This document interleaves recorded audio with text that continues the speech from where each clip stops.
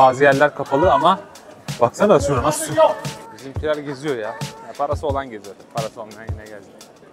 Artık yüzsüzleştik ya. Herkesin suratına kamera tutuyorum. Yani diğer alanlarla kimlik birilerini isteyecek olabilir. İlk toplu alanlarda alkol içmek yasak. Cezası da 100 euro. Şimdi arkadaşlar Red Light bölgesine geldik. Amsterdam'ın en ünlü bölgelerinden bir tanesi. 270 gram 12 euro. Şöyle. Arkadaşlar bugün Amsterdam'dayız. Amsterdam deyince aslında herkesin aklına direkt Red Light, gece hayatı, uyuşturucu gibi şeyler geliyor. Birçoğunun aklında bunlar geliyor ama Amsterdam aslında sanat ve tarih şehri. Amsterdam arkadaşlar 13. yüzyılda kurulan bir şehir. Aslında dam, baraj demek. Bölgedeki nehrin ismi de Amster. Bu yüzden şehre Amsterdam deniyor. Şehrin içinde birçok kanal, eski müzeler, yine eski tarihten kalma birçok ev mevcut. İkinci Dünya Savaşı'nda aslında burası çok hasar görmediği için eski mimarisini korumuş. Aslında 13. yüzyılda burası ticaret şehri olarak kurulmuş. Şehrin içinde arkadaşlar birçok kanal var. Aslında bunların birçoğu, hatta büyük çoğunluğu yapay kanallar. Neden yapay kanallar, yani nasıl diye sorarsanız, burası biliyorsunuz Hollanda deniz seviyesinin altında bir ülke. Deniz seviyesinin altında olduğu için eski tarihten beri hep şehre denizden su baskınları olmuş. Bu yüzden şehrin içinde kanallar koymuşlar ki suyu dışarıya tahliye edebilelim diye. Bu şehrin eskiden beri önemli olmasının sebeplerinden bir tanesi ise denize olan yakınlığından dolayı şehre çok fazla balıkçı uğruyormuş. Bu balıkçılar kanalları kullanarak malzemeleri ulaşacakları yerlere götürüyorlarmış. Ayrıca arkadaşlar bu dünyanın en çok bisiklet kullanılan şehri. Zaten bisikletlere özel birçok yol var. Yani burada çok hızlı sürüyorlar. Yani gerçekten araba kullanırken özellikle çok dikkat etmeniz lazım. Gerçi hız sınırı bu aydan itibaren 30'a düşürüldü. Şehrin içinde 30'dan daha hızlı gidemiyorsunuz. Bazı noktalara özel radar yerleri kuruldu. Ya zaten gitmeyin, gerçekten çok tehlikeli. Bisikletler her yerden çıkabilir. Bir de onlar bu aksiyona alıştıkları için çok hızlı kullanıyorlar. Ama sen öyle fark etmiyorsun bunun ne kadar hızlı olduğunu. Ve yani kaza riski çok yüksek. Yani Allah korusun bir bisiklete falan çarpmak yani burada çok büyük sıkıntı. Yani o yüzden çok dikkat edin. Videoyu çekerken rahatlıkla arkamdan 200'den fazla bisikletli geçmiş olabilir diyebilirim. Şu an 4. dakikadayız. Yani. Aynen.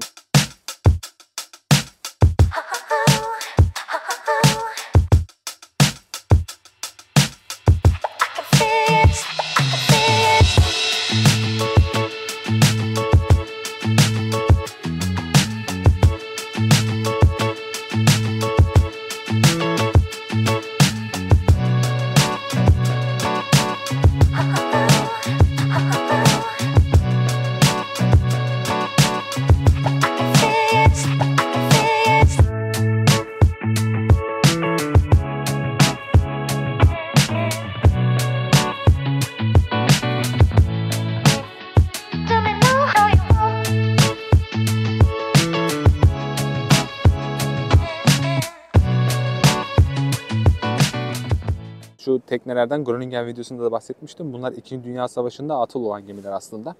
O zamanlar tabii yoksulluktan dolayı insanlar kalacak yerleri böyle harap olmuş gemilerde yapıyorlarmış. Tabii bu artık buranın bir parçası olmuş. Yani birçok insan, hatta binlerce insan bu adreslerde resmi olarak yaşıyor ve onların ikametgahı burası.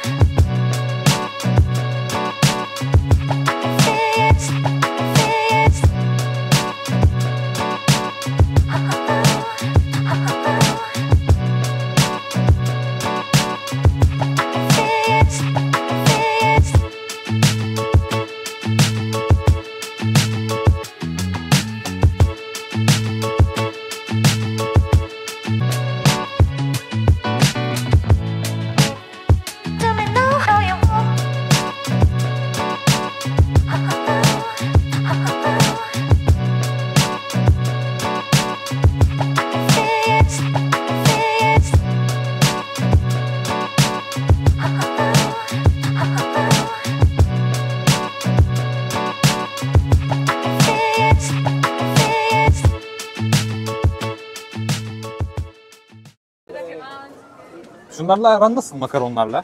Bir kere dedim, tadı hoşuma gitmedi. Benim de sünger gibi geldi bana. Ben bir de Paris'te yedim yani, tam ana merkezinde aslında. Şunu bir Trier'de yemiştim. Şu churroslar mı? Yani çok güzel yapıyorsa churrosu güzel. Çok güzel. Şu İtalyan tatlısı, şunu Napoli'de yemiştik, çok güzeldi. Hiç denemedim. Arkadaşlar işte böyle çok kalabalık ya. Bugün tatil olduğu için bazı yerler kapalı ama baksana şuna nasıl sürüyor. Çok hızlı sürüyor. Çok fazla adım Bu abi de ona kızdı. O kadar hızlı sürme diye. İlk defa şu anda Avrupa'da bu kadar yüksek bir tansiyon görüyorum diyor Amsterdam'da ama gayet doğal Ama çünkü çok kalabalık. Çok kalabalık bir de yani Ya çok hızlı sürüyorlar. fotoğraf çekmek için duramıyorum ya öyle bir şey söyleyeyim. Abi senin fotoğrafların çok önemli. Ya ben bunun için geldim Avrupa'ya. Instagram storiesi atmazsak Olmaz. ne olur? Olmaz. Ayda 4. Instagram'da takip edelim değil mi? Evet. Adam. Artık yüzsüzleştik ya. Herkesin suratına kamera tutuyorum artık. Yani bir yerde adamların öyle kimlik bilgilerini isteyecek olabilir. İlk video çekerken şey yapıyordum böyle. Çekiniyor muydun? Çekiniyordum lan, milleti şey yapmayayım artık, tamam. Artık adamın yüzüne sokuyorum kamerayı. Çok fazla bir esrar kokusu var. Acayip esrar kokuyor. Bu arada burada tabii ki uyuşturucu falan serbest ama görüyorsunuz hani halk içinde, yani bu toplu alanlarda alkol içmek yasak. Cezası da 100 euro. Çok büyük bir para. Güzel para abi. Temiz para. para. Çok fazla Türkçe konuşan var. Bizimkiler geziyor ya. Parası olan geziyor. Parası olmayan yine geziyor. Garibanın yüzü gülür mü? Doğru diyorsun. Sen boş versene.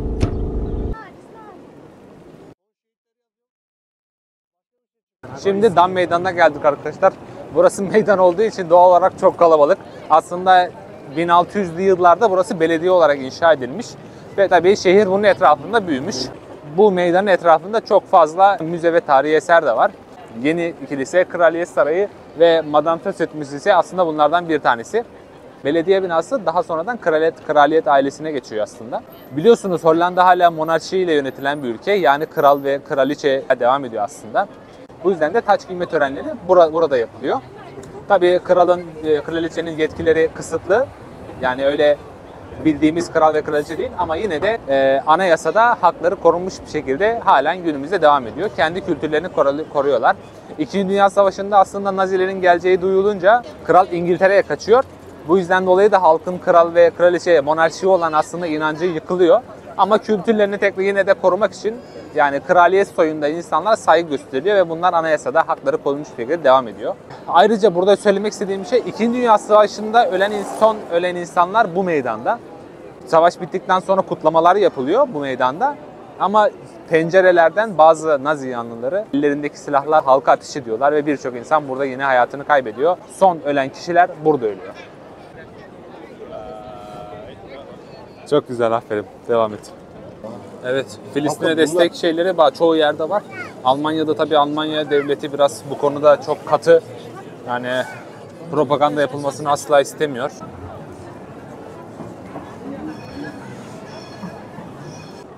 Yani yolun sonunda görüyorsun ya kubbeli olan yer. Orası Central Station, yani merkez istasyonu. Bu yol yani hem araçlara da açık ama yani buraya arabayla girmek ölüm. Buraya abi kaçacaksın. Buraya gelebilirsen yani yakın bir yere gel. Böyle yarım saat falan mesafede olan, yani 2-3 kilometre bir yere yaklaşabildiğin kadar gel, bir yere park et, sonra şey yap. Zaten yürümesi daha mantıklı çünkü Aynen. Yani kanalların olduğu yerlerden hep geziyorsun zaten. Tabii. Geze geze her yer zaten kartpostallık. Arabaya binmek saçma olur. Çok sıkıntı ya. Ne bakın bak, buralarda bisiklet yolları, bisikletlere özel. Bunlar taksi arkadaşlar, yanlış anlaşılmasın. Evet arkadaşlar, bunlar Tesla ama taksiler yani.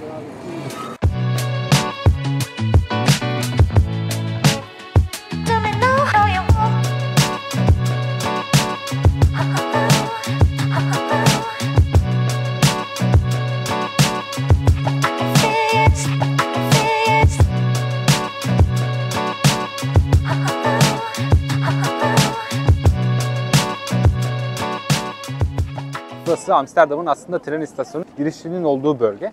Sağ tarafımızda hemen tren istasyonu var, merkez istasyonu. Arkamızda ise şu güzel manzarada Amsterdam'ın eski tarihi evleri. Arkadaşlar aslında bunların tabanlarında kazıklar var. Şehir biliyorsunuz bu bölge balçık bir bölge, bataklık bir bölge olduğu için, su da çok fazla olduğu için şehrin binaların alt taraflarına kazıklar koymuşlar.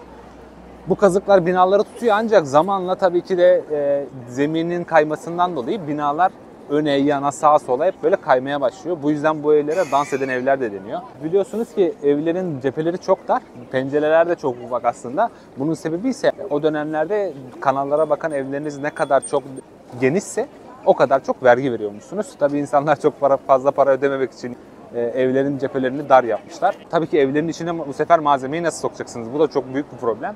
Onu da çözmüşler. Bazı evlerin mesela öne doğru yatıklar. Bunun nedeni ise çatı kısmında bulunan uçta kanca koymuşlar ve binaya malzemelerini öyle o şekilde çıkartmışlar. Tabii insanlar fazla para ödememek için her şeyi yapıyorlar. Yine dediğim gibi arkadaşlar buradaki kanalların büyük bir kısmı yapay kanallar. Çünkü deniz seviyesinin altında bir ülke olduğu için şehirde çok fazla bu su baskınları olmuş ve ülkenin aslında çoğu kısmında kanallar inşa edilmiş. Kanallar sayesinde deniz akışını tekrar sağlıyorlarmış. Bu şekilde ülkenin içinde, yani şehrin içinde bir döngü halinde aslında devam ediyor. Fransa'da zulüm dönemleri olduğu zamanlarda birçok ünlü düşünürler hep bu bölgeye gelmişler. Bu bölge tabii zamanla gelişmeye başlamış ve tabii ticaret de bu bölgeye gelmeye başlamış. Kanalları kullanarak balıkçılar aslında bu bölgelerdeki taşımacılığı ve nakliye işlemlerini hep bu kanallar üzerinde yapmışlar. Tabii bu da şehrin gelişmesindeki en büyük etkenlerden bir tanesi aslında. Zamanla artık turistlerin en çok uğrak bölgesi haline gelmiş. Biliyorsunuz Amsterdam yani Avrupa'nın en çok turist algılanan şehirlerinden bir tanesi. Bu evlerin aslında manzarası çok güzel. Yine akşam saatlerinde size göstereceğiz. Biz bu gece yani geç saatlere kadar burada kalacağız. Sonra Almanya'ya döneceğiz. Hem Amsterdam'ın gündüzünü hem gecesini göstermeye çalışacağız. Şimdiden beğenmeyi, yorum yapmayı ve abone olmayı unutmayın. Şimdi gezmeye devam edelim. Evet arkadaşlar burası tren istasyonu. Çok eski bir tren istasyonu gerçekten. Tarihi bütünlüğünü hala koruyor.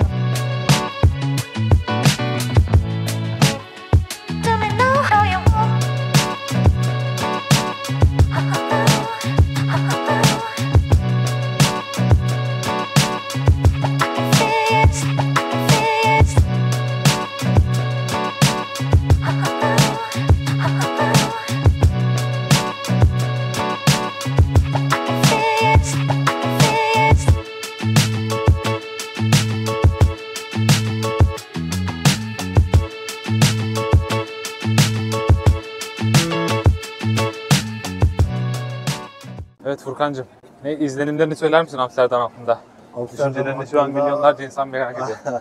Beklediğimden çok daha güzel, renkli bir yer çıktı. Ben bu kadar beklemiyordum. Bu kadar kalabalık bekliyor Yok. muydun? Bir de genelde insanların bana dediği Rotterdam, Amsterdam daha güzel diyorlar ama ben Amsterdam'ı çok daha güzel buldum.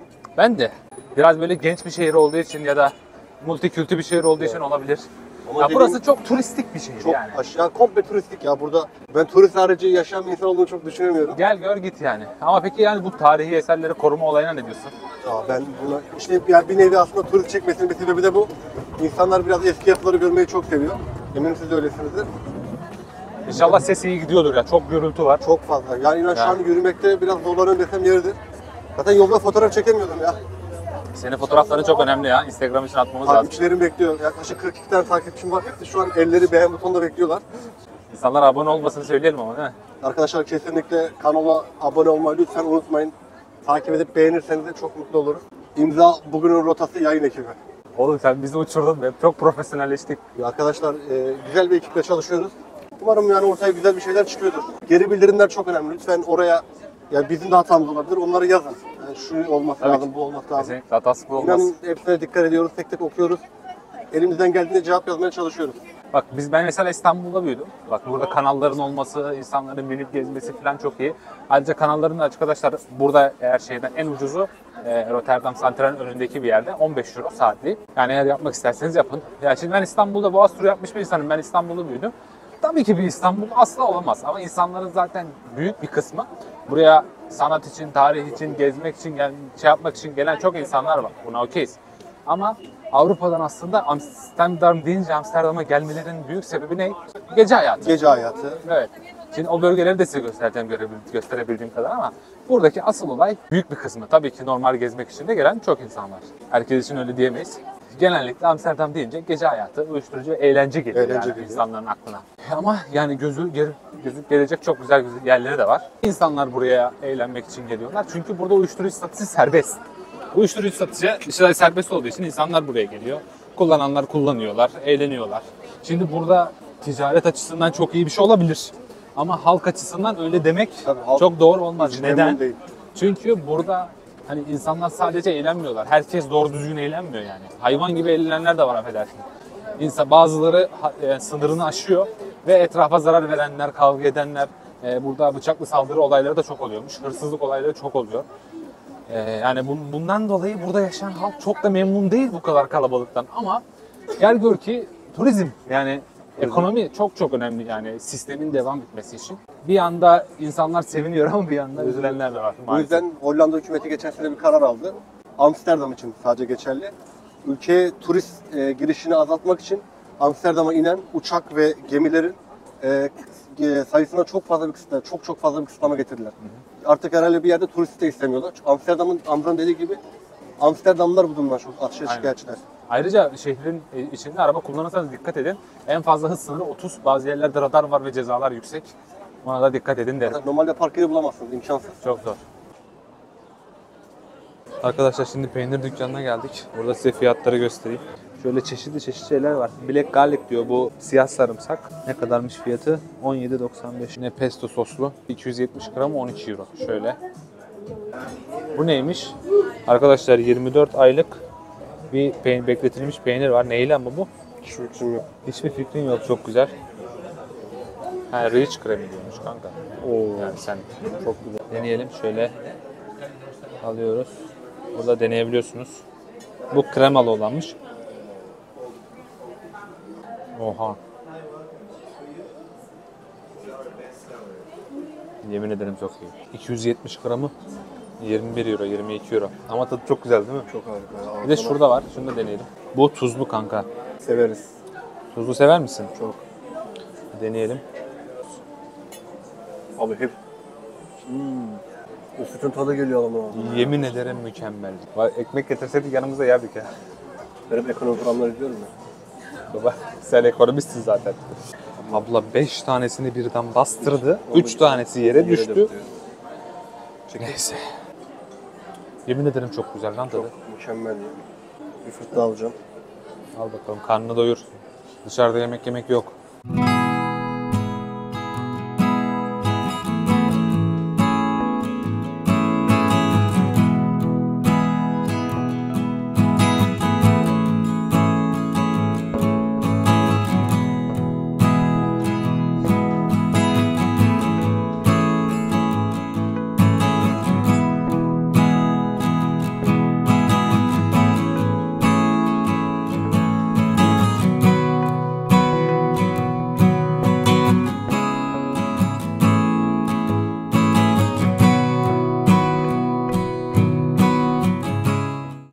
Bakın arkadaşlar. 7,5 lira saatliği.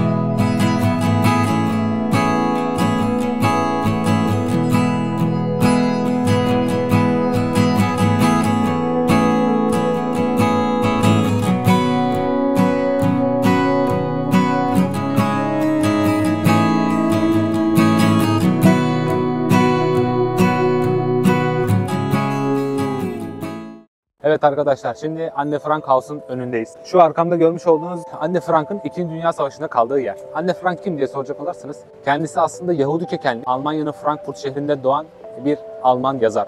Arkadaşlar kendisi Nazi zulmünde biliyorsunuz ki Yahudilere de çok fazla zulmedildi. Anne Frank da onlardan birisi. Kendisi Yahudi olduğu için savaş başladıktan sonra ailesiyle birlikte Amsterdam'a kaçıyorlar. Anne Frank ve ailesi burada evin çatı katındaki bir gizli bölmede kalıyorlar. Kendisi daha 15 yaşında bile değildir. Burada günlük tutmaya başlıyor. Ancak Nazi Almanyası Hollanda'yı da kuşatıyor ve burada Yahudilerin saklandığına dair istihbarat alıyor. Tabii Naziler istihbaratı alıyor ve buradaki evi basıyorlar. Ailesi ve yanında bulunan toplamda 8 kişiyi toplayarak Nazi kamplarına götürüyorlar. Aradan tabii belli bir zaman geçiyor ve savaş bitiyor. Savaştan sonra kamptan sadece geriye baba Otto Frank dönüyor. Otto Frank eve döndükten sonra kızının günlüğünü buluyor. Günlüğü okuduktan sonra bunu dünyaya yaymak istiyor. Anne Frank'ın 15 yaşında ölümünden sonra yaklaşık 2 yıl sonra kitabı dünya çapında duyuruyor ve çok öne ulaşıyor. Günlüğünün içinde olan bir yazılardan bir tanesi de dünyadaki kötülükleri düşün ve bunu sen yaşamadığın için haline şükret diye bir yazı yazmış. Ve bunu yazdığında 13-14 yaşlarındaydı ve 15 yaşında bir kampta öldü. Bu inanılmaz bir şey gerçekten. Onun anısına da bu kaldığı ev müze olarak korunuyor. İsterseniz buraya geldiğinizde içeriği de ziyaret edebilirsiniz.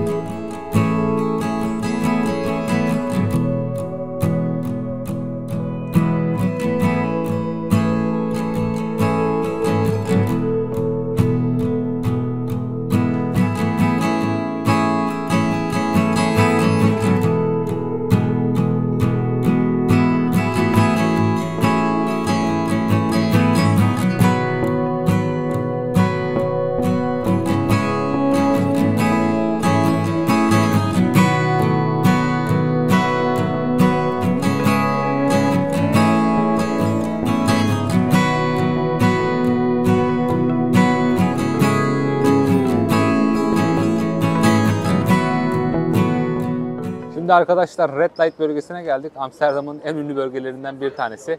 Buranın ünlü olmasının en büyük sebebi burada genel ev bölgesinin olması. Biliyorsunuz Amsterdam'da yani Hollanda'da uyuşturucu ve fuhuş serbest. Bu yüzden burada halen devam ediyor bu işler. Buraya neden Red Light deniyor? Amsterdam denize çok yakın bölge olduğu için ve kanallarla çevrili olduğu için eskiden beri denizcilerin uğrak noktasıymış. Hayat kadınları burada kendilerini göstermek için ellerinde kırmızı fenerlerle dolaşıyor. Kırmızı ışıklarla yani fener gibi şeylerle dolaşıyorlarmış.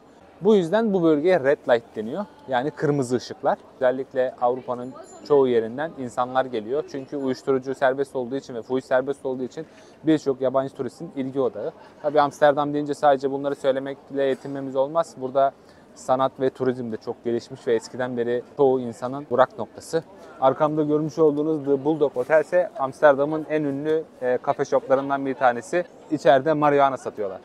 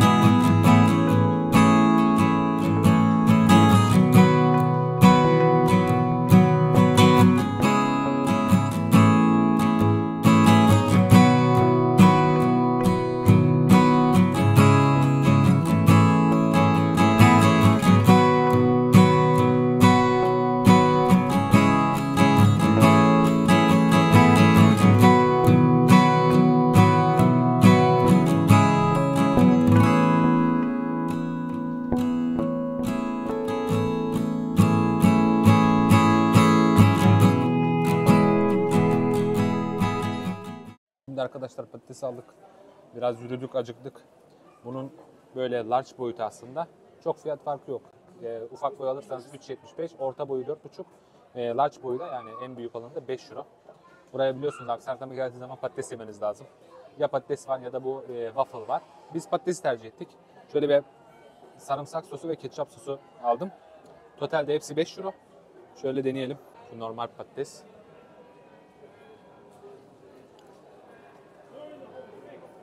Dışı çıtır çıtır, içi böyle hamurumsu biraz ama çok güzel. Sos deneyeyim.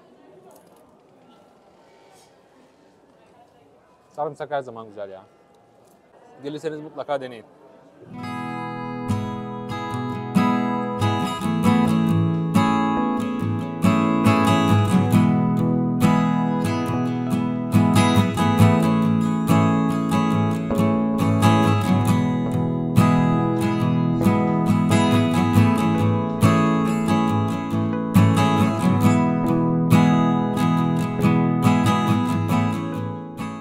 Arkadaşlar elimizden geldiğince Amsterdam'ı göstermeye çalıştık.